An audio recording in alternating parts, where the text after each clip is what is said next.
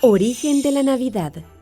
Según el diccionario de la Real Academia Española, Navidad significa, en el mundo cristiano, festividad anual en la que se conmemora el nacimiento de Jesucristo, día en que se celebra la Navidad, tiempo comprendido entre Nochebuena y la festividad de los Reyes Magos. Y coloquialmente significa año de edad de una persona. Por ejemplo, el abuelo tiene ya muchas Navidades. A nivel mundial, sabemos que la Navidad es una de las principales festividades que se celebran.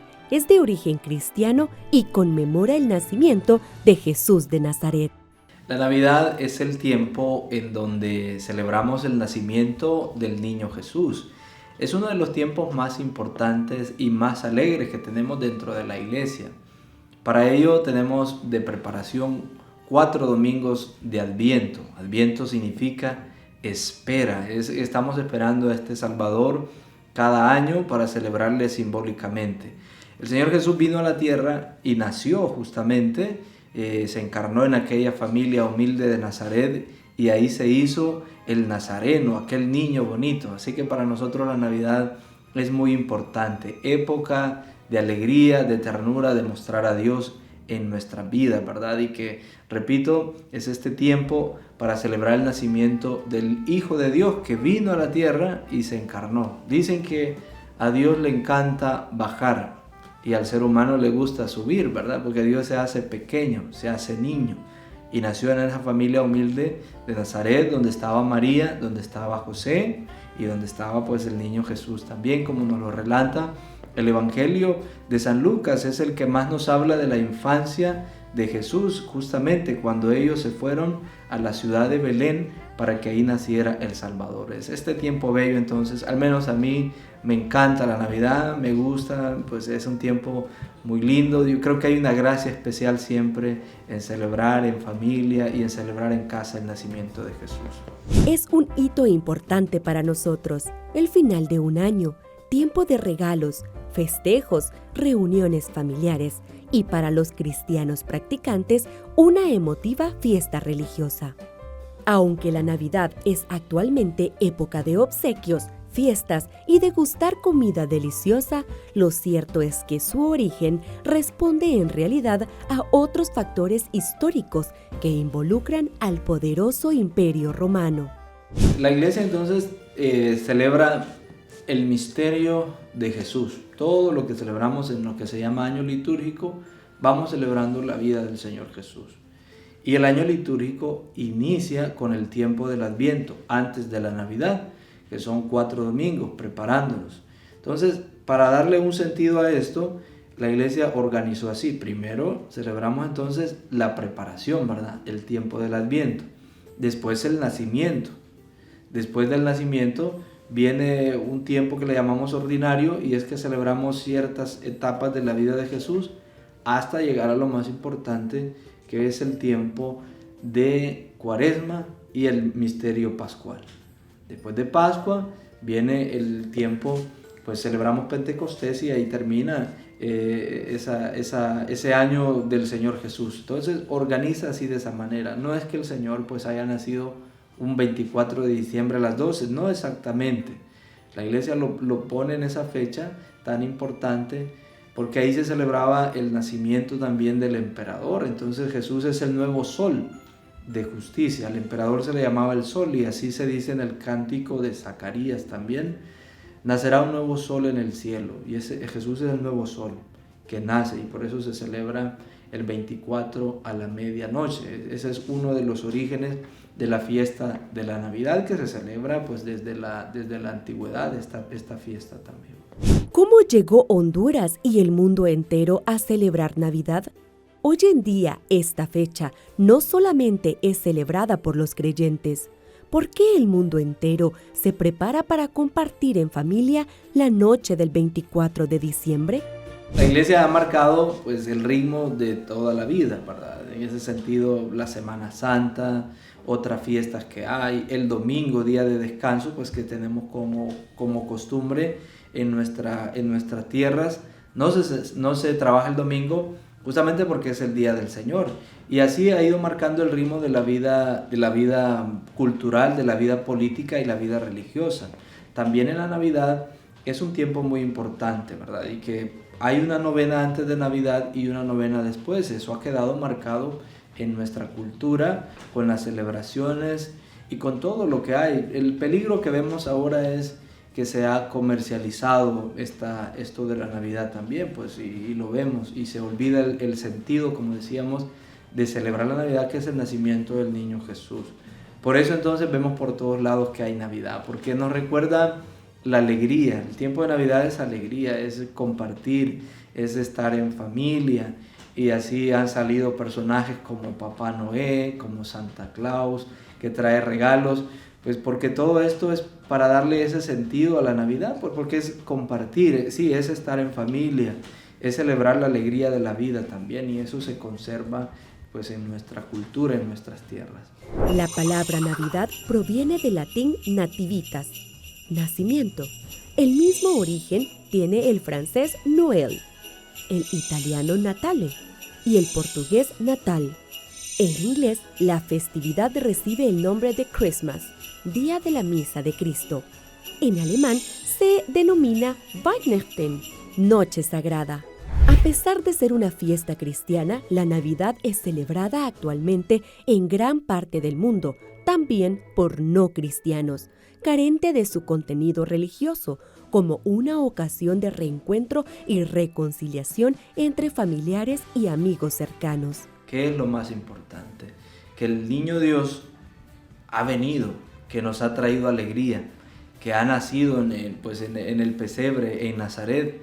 Eso es lo más importante, que Dios ha amado tanto al mundo, pues que decidió enviar a su Hijo Jesucristo. Hay una historia que cuenta un santo sobre el misterio de la encarnación. San Ignacio de Loyola dice que la Santísima Trinidad ve el mundo y ve todo lo que estaba pasando, que habían guerras, habían pobreza, el ser humano estaba perdido. Entonces Dios Padre y el Espíritu Santo deciden enviar al Hijo, a Jesucristo. Ve a salvarlos. Y lo envió de esa manera, encarnándose en el seno de la Virgen María. Entonces, lo más importante es el misterio de la encarnación. A veces olvidamos esto, ¿verdad? Que Jesús se hizo humano igual que nosotros, igual que los que nos están viendo. Él se encarnó, tomó nuestra condición. Entonces, lo más importante es celebrar este misterio de la encarnación, misterio del amor de Dios, que después va a culminar en la entrega del Señor Jesús en su pasión, muerte y resurrección en la cruz. Entonces lo más importante es que tengamos presente el amor de Dios por nosotros. Navidad es que Dios se hace humano, que Dios se hace cercano. Es Emmanuel, Dios con nosotros, el niño que va caminando en nuestras vidas y que pues nos muestra esa ternura de Dios. Por eso es tan bonito ver las imágenes de los pesebres, cuando se tiene al niño Dios en los brazos y se ve esa ternura y pues cómo Dios nos ha amado tanto en ese niño también. Entonces celebrar la Navidad es celebrar el nacimiento del Hijo de Dios. Es frecuente en algunas regiones o países la tradición de que algún personaje o personajes visite a los niños para dejarles regalos bajo el árbol de Navidad. Aparte del origen cristiano de la Navidad, esta fiesta ha ido mezclando su carácter religioso con la tradición de convivencia familiar, debido en gran medida a la popularidad de esta celebración y a la mercadotecnia. El siglo XIX fue cuando la Navidad empieza a afianzarse con el carácter que tiene hoy en día. Se popularizó la costumbre del intercambio de regalos y el personaje de Santa Claus y regalar tarjetas de Navidad. Costumbres que con el tiempo la mercadotecnia aprovecharía para expandir la Navidad por el mundo, dándole un carácter distinto al religioso y con temas que poco o nada tienen que ver con la tradicional celebración navideña. Tradiciones y costumbres. La Navidad está asociada a varias tradiciones. Algunas de ellas son actualmente de alcance casi universal, como el árbol de Navidad. Su origen se remonta a los antiguos pueblos escandinavos y germanos. Se atribuye a San Bonifacio evangelizador de Alemania, haber adaptado esta costumbre al cristianismo. El árbol, un pino o abeto, se convirtió así en un símbolo del nacimiento de Jesús. Desde el norte de Europa, esta tradición se difundió al resto del mundo. Todo lo que tiene que ver con manifestaciones, con tradiciones cristianas, llegan con el proceso mismo de la conquista y la colonización del territorio americano y específicamente del territorio hondureño por parte de los europeos, en este caso específico por parte de los españoles. Dentro de sus intenciones o objetivos de conquista también era expandir, ¿verdad?, la fe cristiana al resto de poblaciones del mundo, ¿no? La evangelización, que fue realizada, por supuesto, por parte de la Iglesia Católica, en conjunto también con la corona española. En ese momento llegaron realmente bastantes órdenes religiosas, sacerdotes, para inculcar y llegar a que los indígenas se convirtieran en esto que se le llamó el proceso de expansión de la cultura hispánica, cómo ellos expandieron su visión del mundo europeo a la visión del mundo americano por ese momento. Entonces fue importante, si no es que la parte ideológica, la más importante, que dominaba realmente la mente, la forma de pensar, de ver las cosas en ese momento y el cambio que sufrieron las poblaciones indígenas.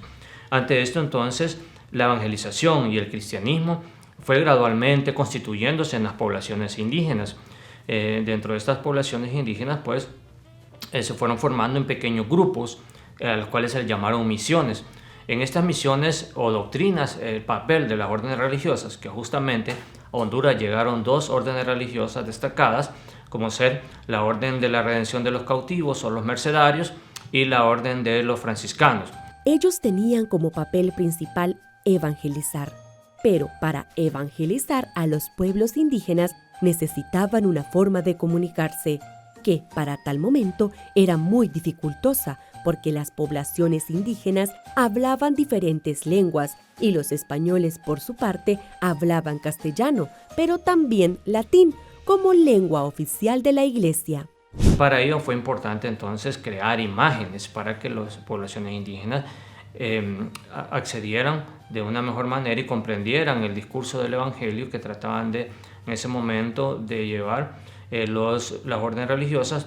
Y es así como por medio de estas imágenes se fueron conociendo las historias bíblicas, ¿no? La historia principalmente de la vida y la muerte de Jesús, ¿no? Que en lo que está centrado todo el Evangelio, y así también como todas las personas relacionadas a su vida, ¿no? Como la Virgen María, también San José y los demás santos, ¿no? Porque todos ellos tenían un papel protagónico dentro de la nueva historia humana que se les quería llevar a cabo.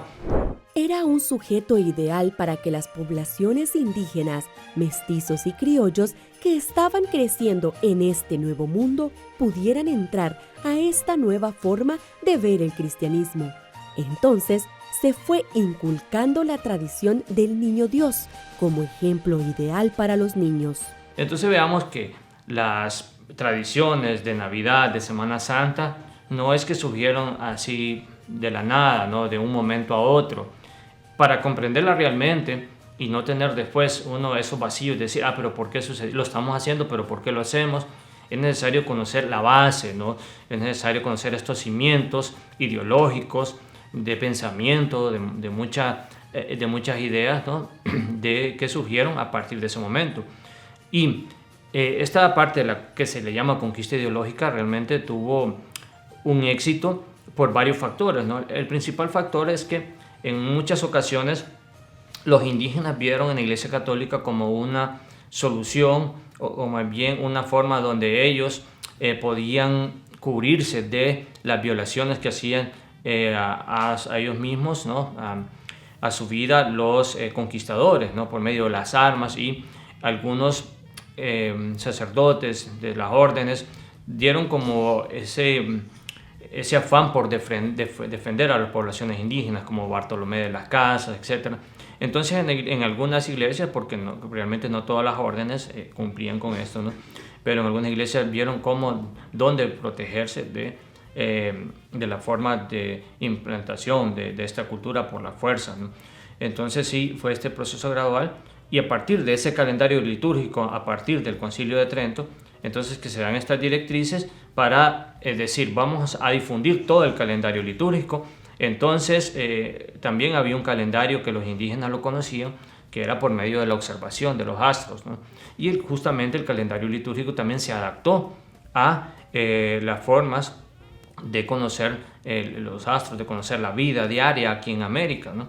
Y entonces ahí se fueron adaptando, por ejemplo, la Semana Santa, las tradiciones de algunos santos importantes que justo sobresalieron porque su fiesta era en el tiempo de siembra, en el tiempo de lluvia, en el tiempo de cosecha. Y entonces eso también marcaba no solo la vida realmente religiosa, sino que también la vida diaria del qué vivir. Y entonces eso sí realmente fue un impacto grande. Partiendo de esta base, entonces, vemos que la tradición de los nacimientos, o más bien del nacimiento de Jesús, es como el evento de mayor importancia en la historia occidental. Los dos grandes eventos que se marcaron en esa época en la historia del cristianismo fueron el nacimiento de Cristo y su muerte. Entonces, con el nacimiento fueron surgiendo, en la mayor parte aquí en el hemisferio norte, diferentes también costumbres, ¿no? Hubo un momento que la iglesia necesitaba salir a la calle o ir a las casas, ¿no? Porque por mucho tiempo, en el siglo XVI y siglo XVII, la obligación era llevar a los indígenas, llevar a los criollos, a los mestizos, a los pardos, mulatos, todo este montón de sectores y subalternos y otros dominantes a las iglesias. Pero era a veces muy difícil, ¿no? Que todos pudieran acudir a las iglesias donde estaban las imágenes, donde estaban los nacimientos, donde se hacían las misas y se demostraba el nacimiento de Jesús. Entonces eso era como la parte oficial, la cultura oficial de la iglesia. Pero alrededor de eso fueron surgiendo otras tradiciones muy propias de cada población, de cada sector, ¿no? Casi siempre Latinoamérica tiene muchas similitudes en esto, ¿no? Porque venimos de la misma historia, pero habían sectores que fueron concibiendo tradiciones muy particulares, muy regionales. Entonces la iglesia vio esa necesidad de también celebrar el nacimiento en las calles, en las comunidades y en las casas, en los hogares, ¿no? Partiendo de ahí, entonces podemos conocer nosotros que ya habían imágenes de Jesús niño o del nacimiento, o estas grandes imágenes conocidas y retratadas por los grandes artistas de Europa que llegan aquí como copias, ¿no? Y son distribuidas por todas las iglesias para lo mismo que habíamos mencionado anteriormente, para la evangelización por medio de las imágenes, ¿no? Porque sí, eso sí tenía un mayor impacto visual y en la misma enseñanza, ¿no? Entonces, a partir de ahí, pues se va dando la tradición del nacimiento. Desde que tengo uso de razón, aún vivía en mi pueblo, soy de un pueblecito de Santa Bárbara. Allá la tradición es arreglar el nacimiento a lo grande, entre más grande más bonito. El árbol que acostumbramos actualmente era secundario porque siempre ponían una rama seca de árbol adornada con globitos, pero lo básico era el nacimiento. Entonces, arreglado con papeles que se guardaban durante todo el año. Antes todo se reciclaba. Y se recogía musgo uno iba a las quebradas a recoger musgo de las piedras para armar sus propias piedras en la casa, que no eran piedras reales, por supuesto. Entonces se arreglaban piedras, se arreglaban por niveles, todo, y el centro de atención, claro, era el nacimiento, el niño Dios, cubierto, eso sí, no se dejaba destapado, se descubría hasta las 12 de la noche del 24, a la hora del nacimiento. El San José, la Virgen, todo el nacimiento completo, y se acostumbraba a poner muñequitos La primera persona que trata de dramatizar la escena del nacimiento de Jesucristo es San Francisco de Asís, fundador de la Orden de los Franciscanos. Trató de dramatizarlo con seres humanos y animales. A partir de este momento surge la tradición de los nacimientos como una representación del nacimiento de Jesucristo. Acompañábamos a mi mamá a andar recogiendo los musgos, los helechos, paste de cerro, los gallinazos, todas esas cosas que se dan en los pinos, todo eso, entonces le ayudábamos a mi mamá a recogerlo. Mis hermanas mayores eran las que se dedicaban a hacer los tradicionales nacatamales, nunca faltaban. Los tamales, los rellenitos de cerdo, antes no se hacían en los hornos de estufa, era un sabor diferente también porque se hacían en hornos de barro o en la olla sobre el fogón. Las tradiciones no cambian, solo se adaptan a las nuevas generaciones. Donde antes colocábamos velas, ahora ponemos bombillos.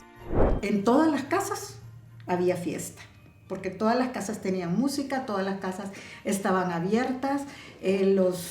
Recuerdo a mis hermanas mayores, ¿verdad? Que iban a bailar. Yo aún no bailaba, era muy chica todavía. Entonces, pero recuerdo que los muchachos y las muchachas iban de casa en casa bailando en todas las casas. Una costumbre que tenían muy peculiar, pero muy bonita, era que los jóvenes en ese tiempo tramaban robarse un niño Dios. Entonces, en alguna fiesta que estaba en alguna casa, se ponían de acuerdo para encubrirse entre ellos y se robaban al niñito. Cuando los dueños venían a darse cuenta, pues no tenían niño, pero sabían que tenían el compromiso de armar una fiesta grande para el 6 de enero, que era el día en que se lo iban a devolver. Esa labor de los franciscanos de ir a las poblaciones más aisladas y la forma de cómo ellos evangelizaban, el compromiso, ¿no?, con las poblaciones, entonces permitieron que la gente y estas poblaciones indígenas creyeran un poco más en ellos. Y desde ahí entonces inicia toda la tradición franciscana en Honduras, y por eso es fuerte.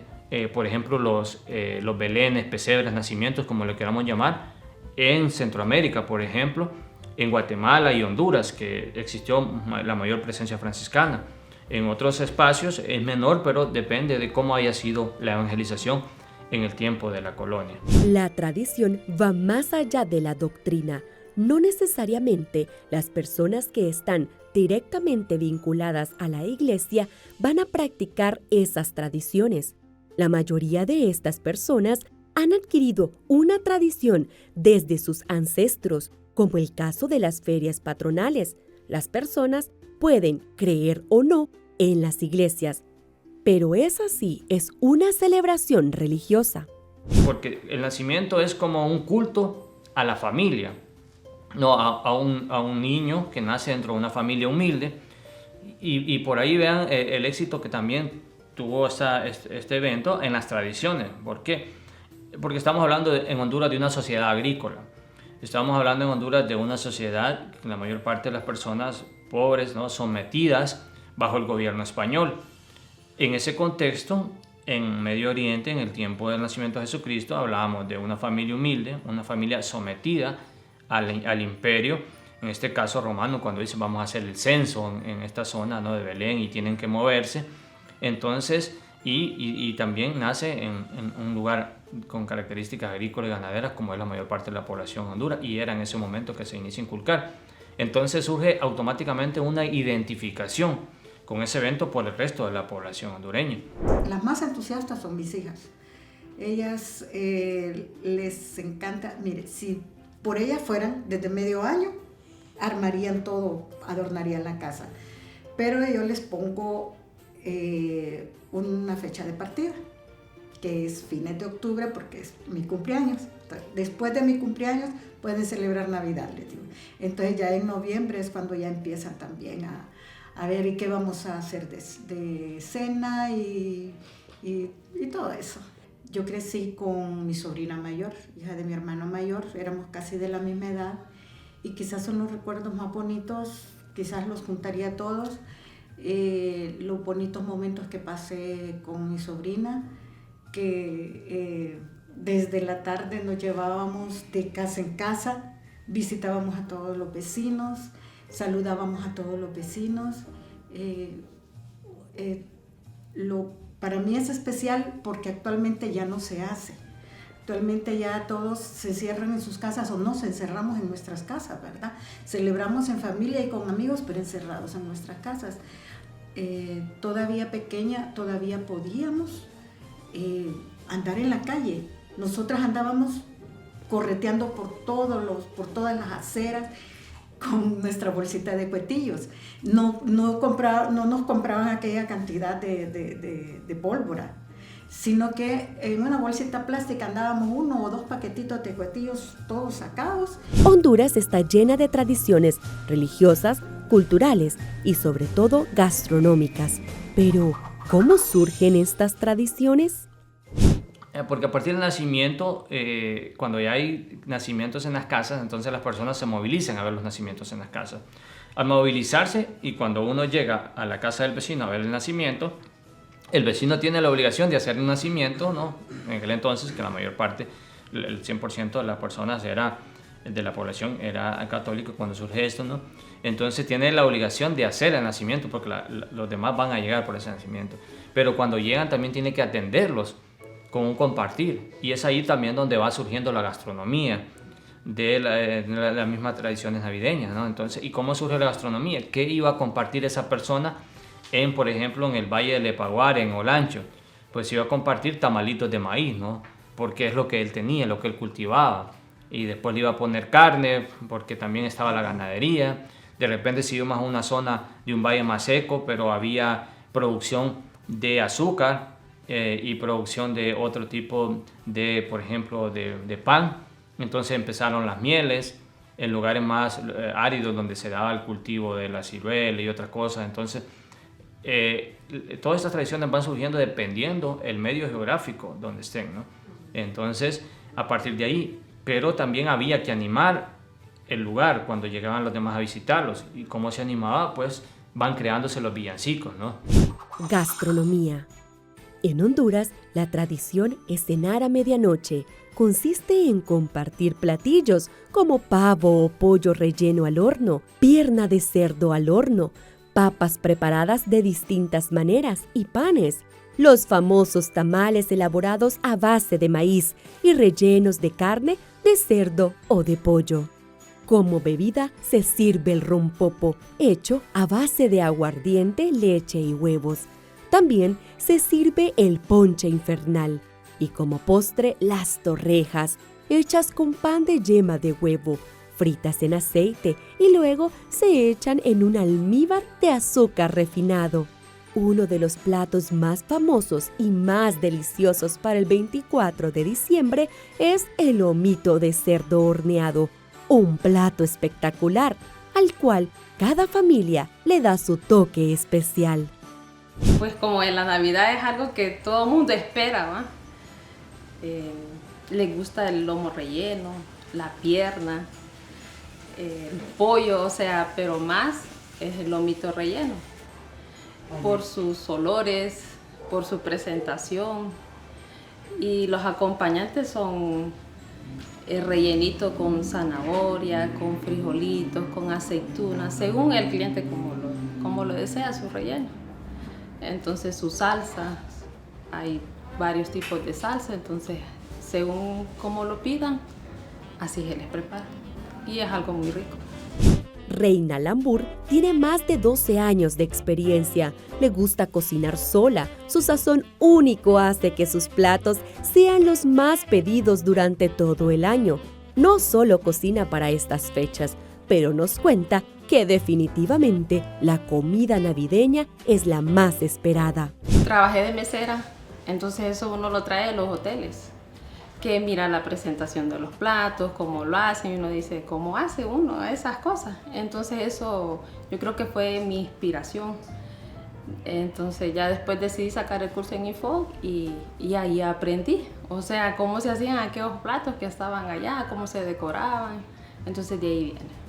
En casa de Reina, el 24 de diciembre a medianoche, se cena pollo relleno y el 31, para recibir Año Nuevo, se prepara lomito o pierna de cerdo, platos que su familia no puede no comerlos porque ese toque único solo ella lo tiene.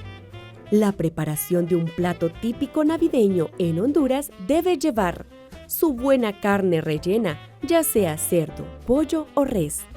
De carbohidratos o guarniciones, no puede faltar el puré de papas con tocino, arroz navideño que lleva semillas secas, ensalada de papas, si no nos gusta el puré, o el puré de camote. También incluimos ensalada, claro que sí, porque una comida balanceada nunca cae mal. Ensaladas navideñas o vegetales mixtos. Y por supuesto que las torrejas en miel son ese toque dulce que nos comemos de postre para que nuestro paladar sienta todos esos sabores deliciosos de la época. La preparación de una cena navideña va desde seleccionar los productos más frescos, condimentar el lomito de cerdo desde un día antes para que su sabor sea espectacular, preparar el relleno que podría ser carne de res con verduras, zanahorias, frijolitos verdes, chile dulce y cebolla, preparar el puré de papas con leche, queso crema y margarina o mantequilla. Para rellenar el lomito, solo necesitamos que esté frío el relleno antes de preparado y hacer la magia.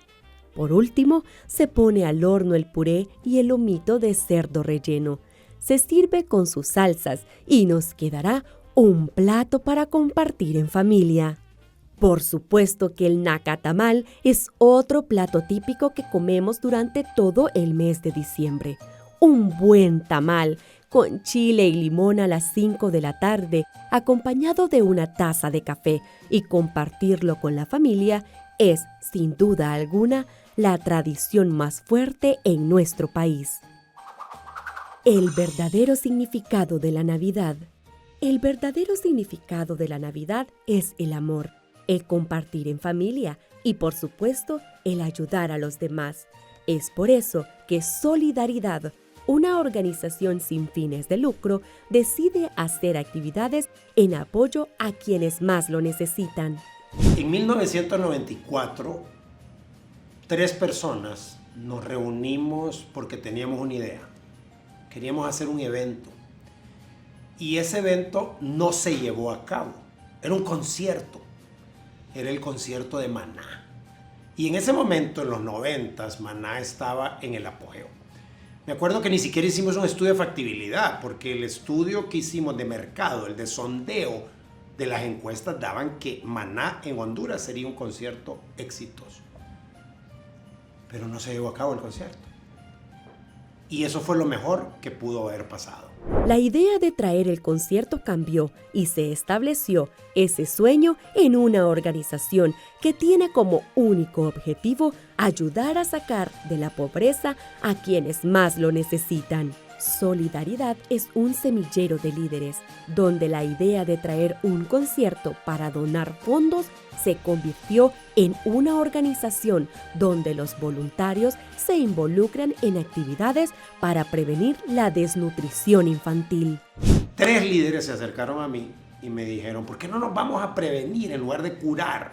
Porque la desnutrición infantil se cura en un hospital, pero se previene en el campo. Y yo dije, entrémosle. Y hace unos años que tenemos el Centro Nutricional Solidario en la montaña del Hisopo, porque nos salimos del hospital y nos concentramos, porque el hospital es curación, pero nos fuimos al campo, a una zona urbano-rural, a hacer prevención, porque la desnutrición se puede prevenir, pero necesita muchísimo trabajo y enfoque. Jorge Zelaya, cofundador de Solidaridad, ha comprobado que el hondureño es solidario. 9 de cada 10 personas son dispuestas a colaborar en voluntariados. Nosotros hacemos varias actividades porque tenemos un programa que necesita muchos recursos. El programa se llama Centro Nutricional Solidario y tiene 10 componentes. En pandemia se redujeron a 4. Pero los componentes son de impacto comunitario. Agarramos una familia y no solo le damos víveres, sino que trabajamos letrinas, cajas rurales, iniciativas ellos de microempresa, pisos, filtros, capacitación, es una cosa preciosa, porque es multidimensional de impacto comunitario por una organización voluntaria. El 90% de la organización voluntaria tenemos 2 personas que trabajan asalariadas nada más. El resto somos voluntarios, no percibimos ningún salario. Yo soy el presidente de la junta directiva y cofundador, y tenemos una junta directiva y ninguno recibe salario. Y lo hacemos en nuestro tiempo libre, que cada vez es menos libre. Pero es lo más lindo del mundo. El salario no es económico, el salario es emocional. Y las actividades que hacemos las hacemos todo el año para recaudar fondos y víveres para familias que no solo les estamos regalando y nos tomamos una foto y nos vamos. Son familias en las cuales sus hijos van a la escuela becados por nosotros, ellos aprenden en sus huertos familiares, ellos tienen letrinas, ellos reducen sus infecciones con los pisos. Es un proyecto completo. Es que la meta realmente es ayudarles a salir de la pobreza, no es sacarlos de la pobreza, es ayudarles, porque todo hondureño puede salir de la pobreza. Lo que pasa es que tiene situaciones adversas grandes y no tiene tantas oportunidades. Entonces nosotros somos como un medio para ayudarle a que ellos florezcan. En las becas, que son un programa precioso que tenemos, nosotros no vamos a la escuela por ellos, ni vamos a la universidad, ni a la secundaria con ellos, que ya son los más grandecitos.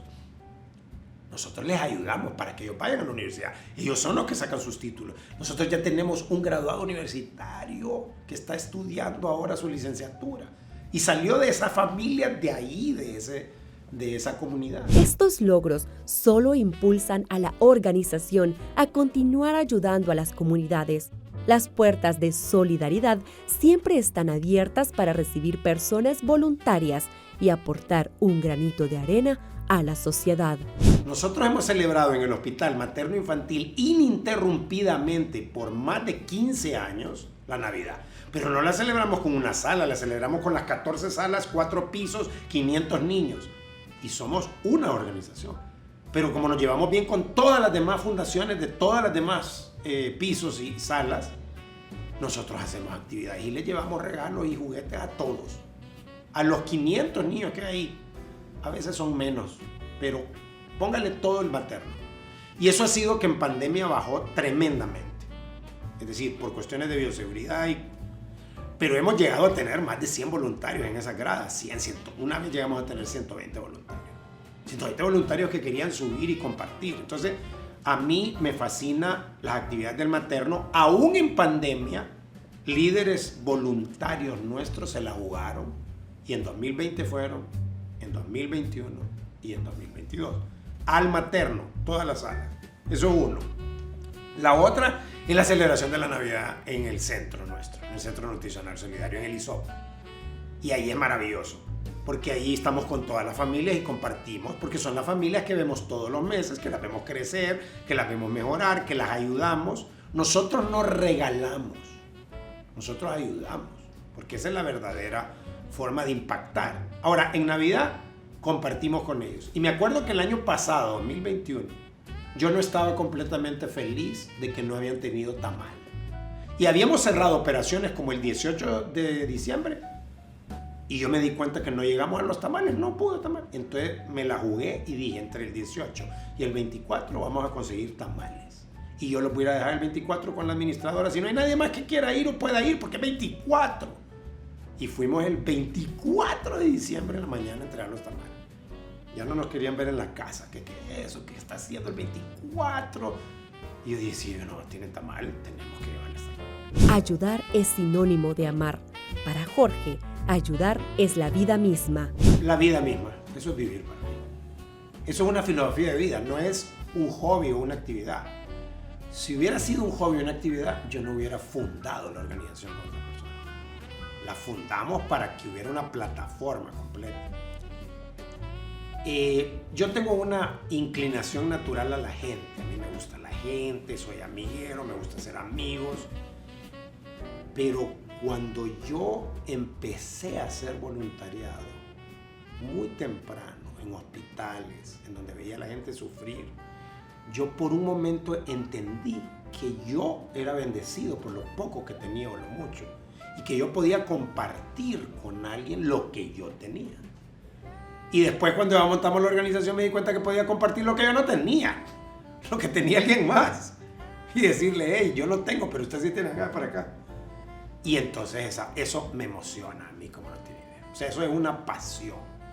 Y a mí me sucede algo bien particular. Cuando yo tengo un reto de voluntariado en donde estamos reventados y fregados, eso me emociona a mí. O sea, cuando yo veo que hay una situación que alguien está sufriendo, eso me pone inquieto y me hace un motivador al 100%. O sea, yo no puedo pensar que esa persona puede estar así. Entonces, cuando yo estoy muy tranquilo y todo va bien, yo me tengo que mover a donde hay problemas. Porque los problemas son los que me motivan a mí a hacer algo, a actuar. Entonces, ha cambiado mucho, lógicamente, en el tiempo. Pero lo que no ha cambiado es que solidaridad significa sentir el dolor de los demás como si fuera Dios. Y para mí el mensaje siempre es el mismo. Todo hondureño debe hacer voluntariado. Yo una vez en un encuentro nacional de voluntariado, donde estaban todas las organizaciones, dije que yo soñaba con que todos los hondureños, los 9 millones, hicieran 1 hora de voluntariado al año, para que fueran 9 millones de horas de voluntariado. Sigo soñando eso. No importa que lo haga solito, no importa que lo haga con la fundación de su mamá, no importa que lo haga con quien sea. Yo quisiera que lo hiciera con solidaridad. Pero imagínese 1 hora cada hondureño al año, 9 millones de horas. Sería una cosa espectacular. ¿Qué sienten los jóvenes cuando dedican sus tiempos libres a hacer voluntariados? ¿Por qué es una actividad que llena el corazón de satisfacción?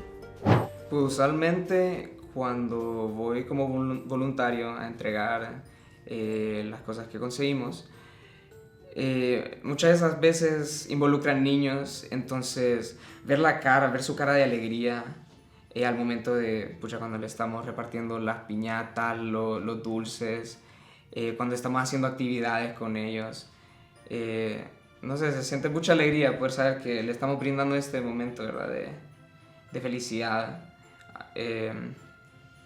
Y sí, se siente bien bonito, además de poder estar compartiendo con mis amigos también. El voluntariado es un conjunto de personas que se unen libre y desinteresadamente a un grupo para trabajar con fines benéficos, y estas fechas navideñas son la ocasión perfecta para compartir. Tenemos el espacio de compartir en familia todos los días, pero nosotros no lo utilizamos de la mejor manera. Entonces ya en Navidad es cuando se hacen estas celebraciones, ya cuando nos podemos juntar todos para poder compartir, para poder hablar.